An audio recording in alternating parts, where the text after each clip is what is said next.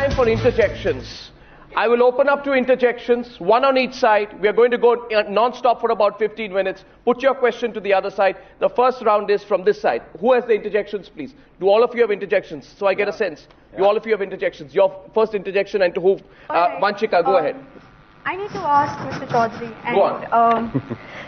You know, this is something, this is against like what the stand I've got from this side, right? So fine, that's a debate whether public education is good or not, or is of that level of private education not. But even if, say, your public education is not that good, right, then what do you do? If your house is not clean, what is it that you do? Do you call neighbors to clean your house, or you clean your house yourself?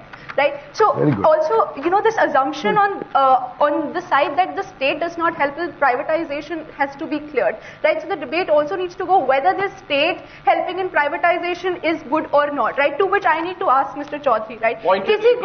Is he going with this assumption that, you know, they are able to provide that quality of education that a public education system cannot? Because as much as my knowledge goes, sir, the best engineering college in this country is not a private education run. The best management college in this country is not that is run by private institution. The best medical college in this country is not that is run by private education. And the best law college in this country is that which is not run by private education.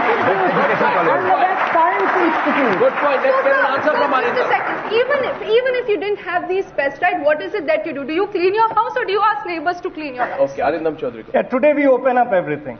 The moment your house is dirty, you privatize it, and you open it up, and you allow the private sector to come and clean it up. That's the rule all over the world, and that's what everybody, every politician of ours, in every possible forum, is talking about privatizing every damn thing in this country, minus, of course, education. And a while back, it used to be health as well. Till health sector opened up, and today, when they are in trouble, they run to Max. And it's hilarious. You know, there were all kinds of questions. How will we afford, you know, private health and everything? And there are people who are running to Max with their insurance cover in place and insurance companies taking care of that. So the question, there are good public institutions that makes absolutely nothing about what the future is in store. I mean, there were great public institutions in the US, but today they are wiped off, or at least there are fantastic and as good and better private institutions. Privatization has just started, and the public institutions which are supposed to be so good, you know, be it the AIIMS, be it the IIT, or be it the IIMs, I can go one after another talking about how dilapidating those institutions have become, how pathetic their quality of teaching has become, and they're just surviving on huge infrastructure at the cost of taxpayers' money. Arindam Chaudhary, just in your strong defense of privatization, please don't forget Kingfisher. we get a question from the others. More people in this audience today will fly Air India than Kingfisher. Your counter question. I have to take off. Who's your question to? My question is to Madhuji. Madhuji, go ahead. Madhuji, you have made 2-3 statements. You've said that public schoolings have brought up foreign secretaries and so on. Ma'am, the IAS or the UPSC exam, as it is held, in any case, is going after the creamy layer, and this guy who's come from the public schooling education has not been generated by public schools. I mean, by public schools, I mean not the elite public schools, I mean by government schools. He's been to the government school, yes, but if he's from a poor family, has studied under a lamp, he's self-driven, he's passionate about what he wants to do, and when any individual has that kind of quality, there's nothing on life that's going to stop him. Now, as if I take off on the Indian Foreign Service, it's the most pathetic foreign service on earth. I mean, the way that's not the issue. I think that sweeping statements probably won't help. Now, the second thing is that you say about what's your question to her? Come to your directed question. How are you going to educate all without having the financial capability to have strong infrastructure, without having a policy framework which looks after everybody's interest? You are saying that private education is all about profiteering, but excuse me, the fact of the matter is that to survive and grow, these very institutions will need to attract the best students. And as Arindam has pointed out, this is a very recent phenomenon. And to attract the best students, they will give scholarships. The question must be kept in the context of the fact that the UNESCO says that India has the lowest public expenditure on education in the world. But let's get an answer on the other side. Let her answer to you, please. Let her answer to you. I'd like to answer both of your questions. I'm coming to actually you. together, what Arindam raised and what you have raised also, Naveen, which is that you are saying that where is the money going to come from? Yes. But let's look at what the example that he gave of Max Hospital. Yes. Max is a hospital I go to. Right. And do you know how I can go to Max? Because I get CGHS coverage. Right. Who is paying for CGHS coverage for me? It's the Indian state. It's Good the point. government which is paying. I pay taxes. The state gives me the money to go to Max. Correct. 5 years ago, before CGHS was included in Max, Yes. Max was absolutely emptied of patients. Today, it is full of CGHS and Afghan refugees. So what's the... Afghan what's the- refugees get paid, but you're getting what I am what's- saying what's is, quality? what I am saying is, the state is building up Max. For the amount that they are paying me What? to go to Max Hospital, No. they could have started three medical institutes by now. The point being That's made the here... unfortunate reality of the state. With that money, they could have done it. No, the That's the point... unfortunate reality of the state. No, the point being made here is that the state cannot guarantee quality in anything, be it aviation or education or healthcare. That's the point being made, and Arindam Chaudhary and you are arguing that's only private institutes which Have the money. which provide the quality or have the money. She's saying the money I'm is saying coming the money is taxpayer. coming from One the minute, state. Professor Who have the Sadgopal, let's not get it. What's Professor Sadgopal, you have a question, please? Not a statement. You have a question for any of our panelists? Yeah, I have a question. Who's I your have a question. sir? The destruction of public question to, education system, which I mentioned, has been ignored. Why have you ignored? How the process of destroying the public education system, which began formally in 1991 and advanced in the decade, in the present decade, what is that destruction agenda? Agenda is to underfund.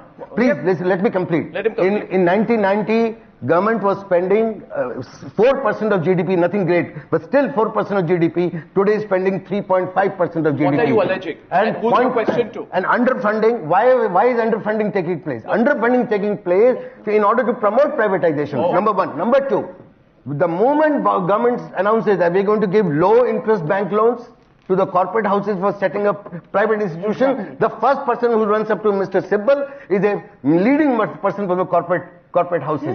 What about income tax exemptions? What about cheaper land, concessional rates of land? What about 6-pay commission being used to fund up to 1 lakh rupees per person, per child on an annual basis for private institutions? So what are you alleging? The You're making a moment statement. What's your questions? would privatization agenda, the financialization of education agenda, survive if state withdraws its support? So you want the state to withdraw all support to private education? I'm saying, would it survive? I'm asking a question. Who's Would the it survive question? if the state withdraws its they're not support? bringing money. You want to take that on? Basic charges. There is a conspiracy, Arindam.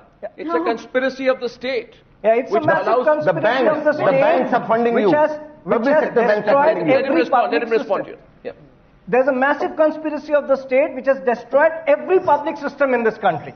And public systems are not supposed to be as bad as it is. It's just poor leadership. And once it is destroyed, then who's going to take care of it? You've left it to the private players. And thankfully, I am not I'm perhaps the only private player who's never got 1% any kind of advantage from the government. And I'm extremely proud of it. In fact, I'm anti-government. I have all the problems with the government. So if you destroy everything that is public, then you want to sell it off to the private sector. Question. You're not answering. Can anyone on this side answer the broader question put by Professor Sadgopal, which is this? Private education institutions are deliberately being propped up by an inactive government because they want the active private government, sector to... Sir, active government. Deliberately. Proactive government. Deliberately. So it's... Capable government. That's the government policy then. I feel what Not inactive. Sir is calling a destruction of our public institutions and our schooling system, I think it is merely a recognition by the government that that education is no longer just a social service. Education, like your power, like your other necessities, it is an economic input in today's world. This is an information age, and if you're going to teach education as though it's a social service without any accountability, without any professionalism, you will not get along. So what you're calling a destruction of the public service is merely a recognition by the government that they need to promote privatization to get in more professionalism, to actually increase the pay scale. The government has already destroyed itself. What you're talking of being destroyed by the private education. You look at a library in Delhi University. as libraries stand in education circuits around the world, there's no such thing. No, but let us complete. Teachers are absent. All right, teachers are teaching their tuition shops. They are in their tuition shops asking the students to come in and teach so that they can make the money. All of these people are part of that phenomenon. So, if government should only frame policy, government has no business. This is more an assertion than an argument. Watch it. Question being put here is, government should frame policy, government should give the incentive, yes, government should provide the money, government should subsidize the land, but government should have no say in it. Absolutely. Is that what you're saying? Government provides. That's not true. I think that's a very That's what the government wants to say in every sector. Is that the argument? No, I think that's a very gross the regulatory framework. Government provides the That is what I call WTO agenda. Regulatory framework is a WTO question for you. agenda. That's agenda. That's precisely what WTO agenda is. You want entire application to the market. Gentlemen, you have to follow the debate, please. You have to follow the debate. You have to follow the rules. Now you want a 2G and 3G spectrum scam in the education system also. That is right. Professor Sadgopal. Who says that is right. Who says it's right? 2G in education. Nobody's saying it's right. I'd just like to say that if there was no government, the probability of scams and corruption would really be going lesser than it is in the state. Yes. What have we seen? Governments are unwieldy with a lot of bureaucratic hurdles and red tapeism, and this is what fosters the entire presence of corruption and mismanagement. How many corrupt people do you see in the private sector, and then contrast that with the amount of corrupt people, the inefficiency in the civil services, in the politicians? The government is more corrupt. Fine, you have some inefficiencies in the private sector, but do the comparison. How is the government better?